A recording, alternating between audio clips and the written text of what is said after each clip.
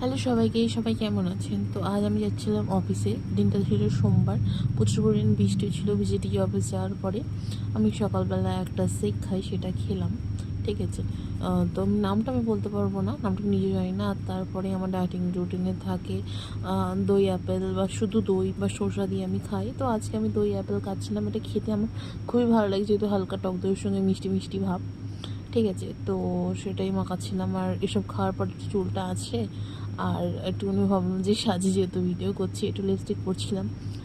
আর সত্যি কথা বলতে আমি ঘর থেকে এসে যাই না, আর অফিসে সব রকম আমার জিনিসপত্র রাখা রয়েছে, একদিন সবাইকে দেখাবো যে কী কী আছে। ঠিক আছে, সেটাই নিয়ে একটু ঢং করছিলাম। তো আমার একজন কলিগস বলছিলো কি তুই ভিডিও বানাচ্ছিস, আমি বললাম না। আর তারপরেই করছিলাম কাজ কাজ করতে করতে টেবিলের অবস্থা আমি খারাপ করে দিয়েছিলাম, একাই পুরো বিছানা জুড়ে দিয়েছিলাম। আর দুপুরে খেয়েছিলাম পার্শে মাছ আর ভাত। আর তারপরে এই যে আর কোনো কাজ ছিল না, ভিডিও করতেও মনে ছিল না, বাড়ি চলে এলাম।